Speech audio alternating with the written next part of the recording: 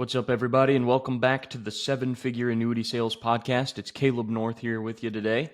And, I had something on my mind that's come up a couple of times this week, actually, in working with agents. And you guys have heard me intro probably tons of podcasts that way by now. I really get a lot of the ideas for what I talk about here from what I'm having conversations with agents about during the week.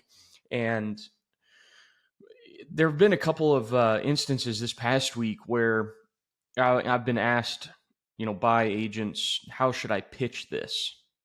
How should I pitch this annuity? How should I try and position it, sell it, whatever? And it's really kind of caused me to start thinking through both the mindset of the agent and the mindset of the client.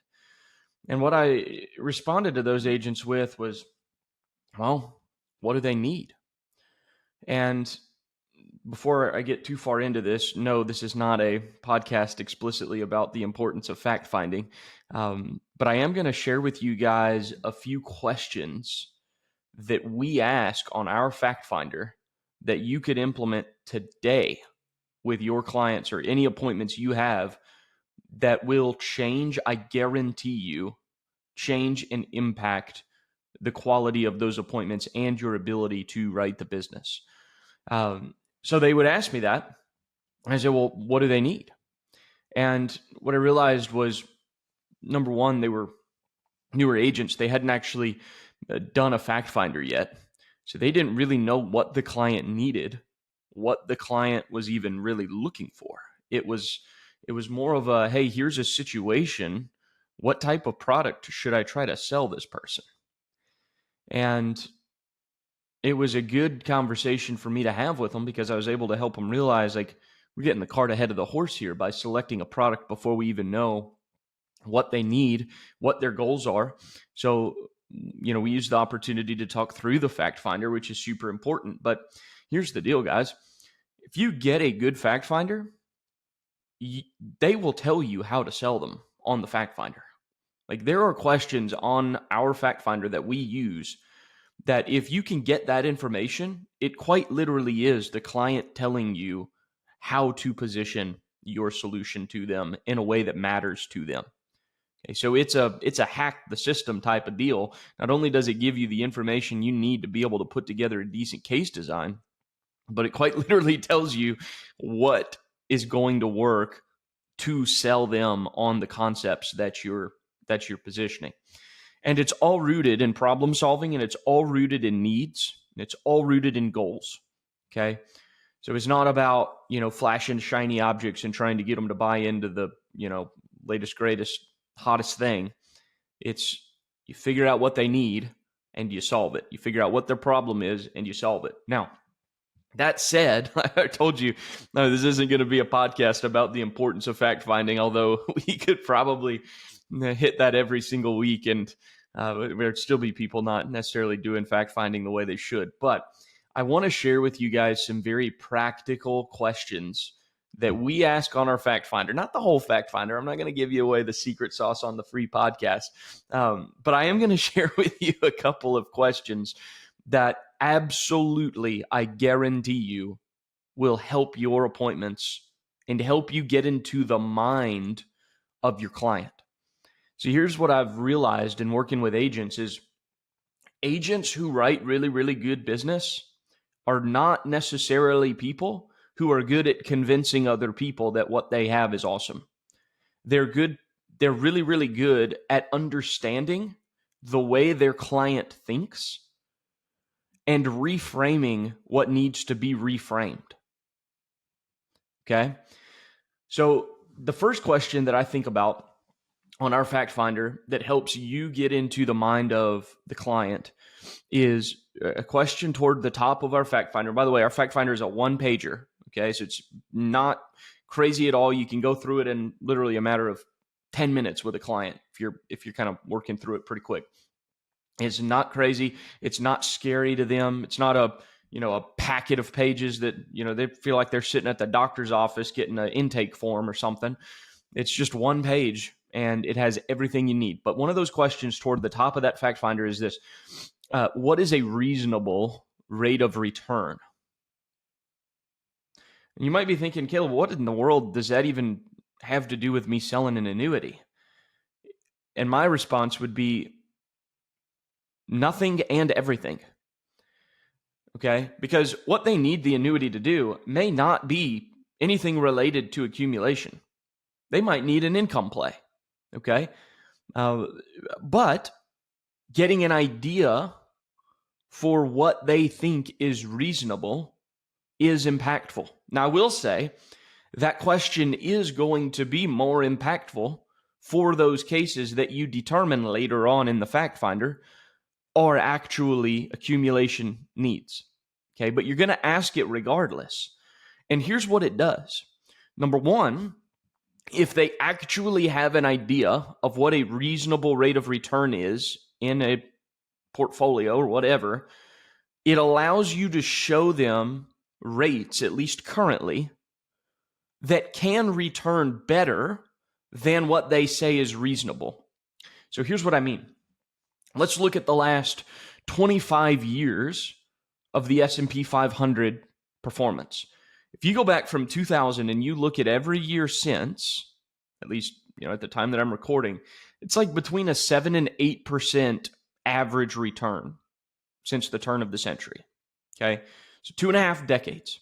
Now, right now, a lot of people have recency bias because the last 5, 8, 10 years has been stellar in the market, right? We've had a couple of little hiccups along the way. 2020 COVID, 2018. We've had some hiccups in there, but by and large, it has been just the market's just been on an absolute tear. Mega bull run.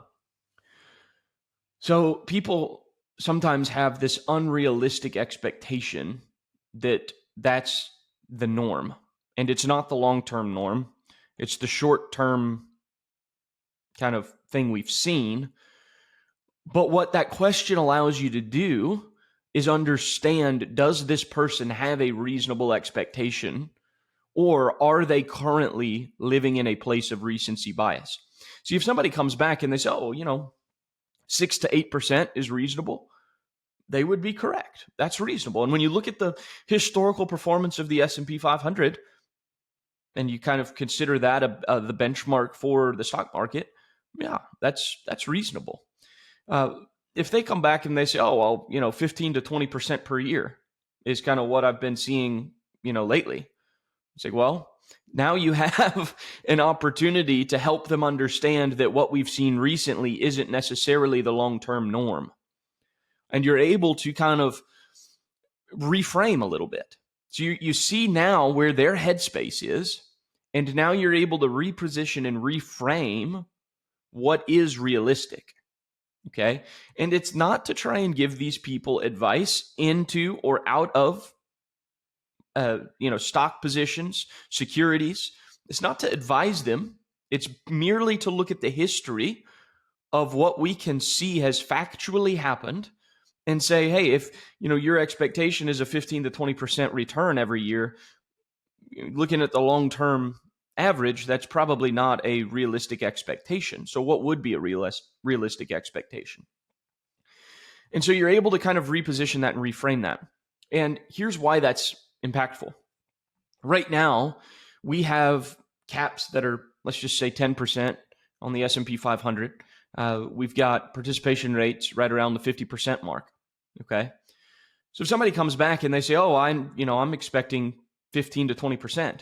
If you never knew that and you go in and you position a product that has a cap of 10, what do you think they're going to think about the product? They're expecting 15 to 20 because their expectations are not realistic. So they might tell you that, hey, that seems low, or they might just ghost you. They might just decide subconsciously, I'm not going to do this. I'll be kind and cordial about it, but I'm just not going to work with you. And then you never hear from them again because they were operating out of a preconceived notion that was incorrect. Okay? So you got to get into the mind of the client to understand their expectations so that you can temper the expectations to reality if that's needed, or if they do say something more realistic, like say 6 to 8%, now you're able to reference back to that when you show them the illustration that you're going through. So let's say your illustration has a 10% cap. You can go back to your fact finder and say, hey, listen, you told me that you felt like a reasonable expectation for a return is 6 to 8%. Well, I want to show you that this particular product actually has a ceiling of 10 on the S&P 500, but without any of the downside. So the opportunity for you to get what you are expecting as a realistic return is very, very much there. It's very real. And you're simultaneously protected from the losses in those years where that happens. And so it allows you to get into the client's head and either utilize what they say is their expectation or temper their expectation to something that's more realistic and then still use it in that way. So that's one question. The other question that's right next to it on the fact finder is, hey, what's a reasonable rate of withdrawal from your accounts? Like if you're going to use these accounts for retirement income, what do you say is a reasonable rate of withdrawal? And this is another opportunity for them to actually say something that's reasonable, 3 to 4%, or they've heard Dave Ramsey's out there talking about, the market's averaged 10% for the last 10 years. You're telling me you can't pull 8, and where's the other 2 going? They might think they can take way, way more than what they can. And again, you're going to want to temper that. And now you've got a talking point where you can show them numerically why even withdrawals so high as 4% can lead to failure in the plan. They can run out of money depending on what happens in the sequence of returns of those strategies. The other thing that question does for you is if you determine, hey, we're going to actually position an income product here. They have a monthly shortfall of, let's say, $2,000.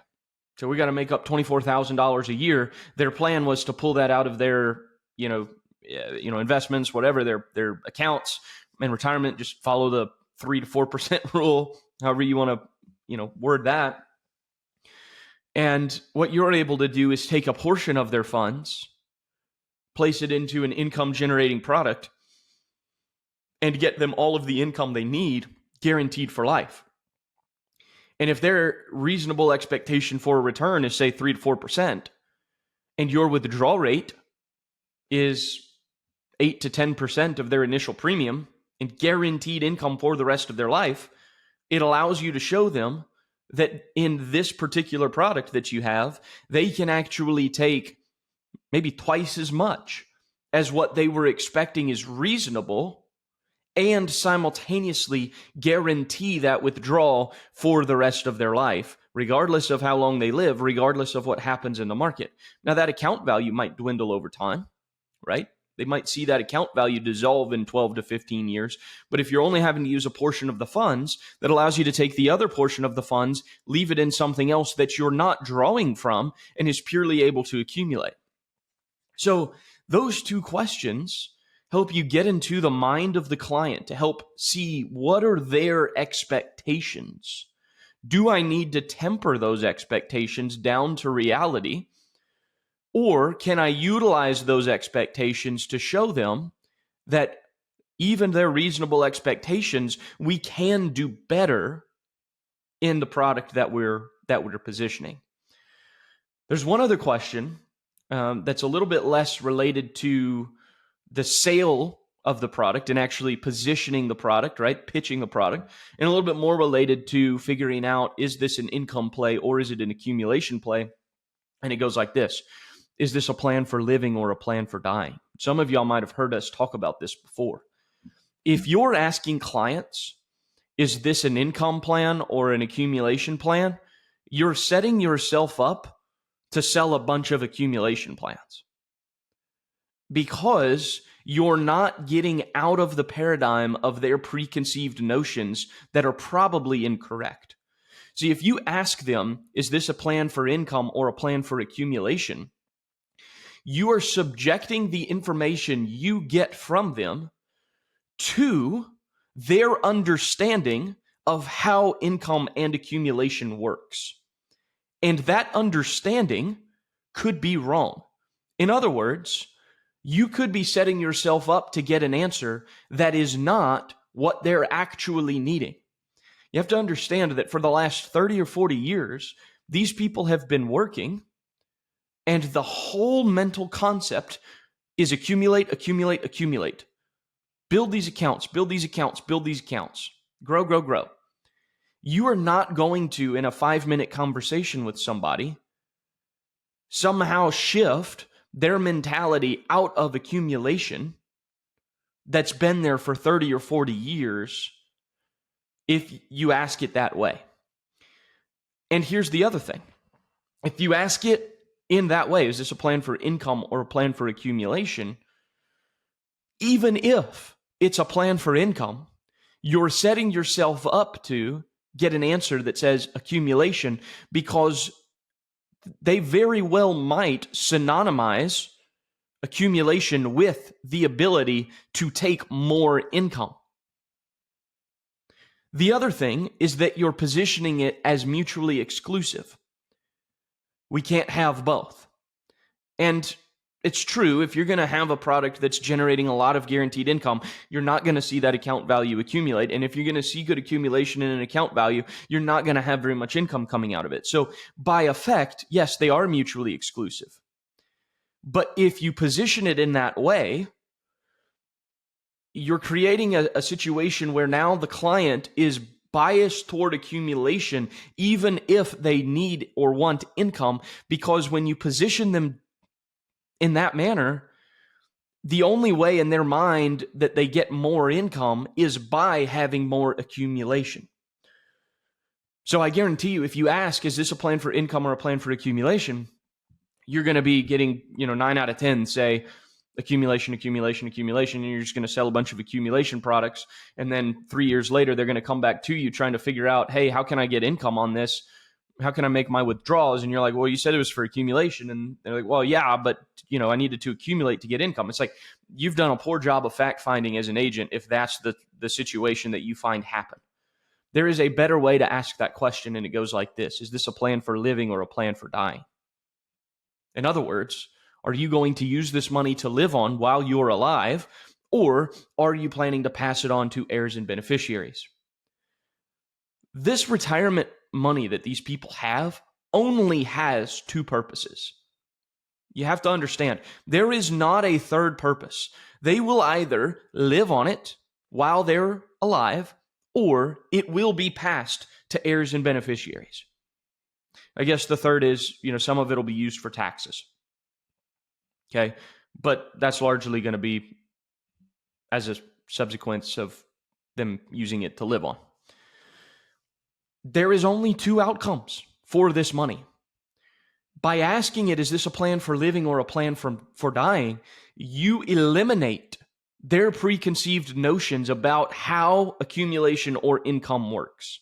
And you are getting to the root of what the money is supposed to do, the end of what the money is supposed to do. So if in their mind, they think they need to have accumulation to eventually have more income, they will say it is a plan for living. You see what I'm saying? And if the actual need that they have is only to pass this on to heirs and beneficiaries, they will say, no, it's to pass it on to heirs and beneficiaries. It's a plan for dying. Now you can determine, is this an income play or is it an accumulation play? If they say it's a plan for living, 9 times out of 10, it's going to be an income generating type of product that you position. But you're eliminating their preconceived notions about how income and how accumulation works. So again, we're using the question and wording the question in a way that allows us to understand the client's mind and what they're actually looking for, what they're actually needing. Those 3 questions will revolutionize the way that you position your products to your clients. What's a reasonable rate of return? What is a reasonable rate of withdrawal? Is this a plan for living or a plan for dying? And if you will ask those 3 questions, I guarantee you, you'll see more business being written, and it will be better business written. You will be addressing the client's needs and desires in a far greater capacity if you'll ask those questions that way. Now, again, that is only 3 of plenty of questions on the Fact Finder. And for those of you that are in our training program, you can go to the resource vault, you can download the Fact Finder, you can use that Fact Finder exactly the way Chad and Jesse use it. Guys, this Fact Finder is responsible for, hundreds of millions of production. At this point, honestly, it's got to be getting close to, between Chad and Jesse and all the agents using it, we're over $500 million in annuity premium that you can look at was placed that you can trace back to the Fact Finder. Like, this thing stinking works. So if you're not in our training program, I actually am excited to tell you, we're going to be opening up a 3-month intensive called Annuity Accelerator that's going to start in January of 2026. Okay. And if you're trying to fast track your annuity production, your training, your ability to write really good annuity business, if you're trying to fast track it, jump into Annuity Accelerator. Reach out to us. We'll be able to get you plugged into that thing. If you're trying to just kind of take the slow route and you want to kind of self-serve as you have the time and the capacity, you don't necessarily want to commit to a 3-month program, a 3-month intensive. Might take you a little bit longer, but you could get into our Annuity Architects program. In both scenarios, you're going to get the training content and you're going to get access to this Fact Finder that I guarantee you will change the way you write your business. But even if you don't, you choose not to do any of that, use those 3 questions and watch what happens in your appointments with your clients. So hope this helps you. And as always, happy selling.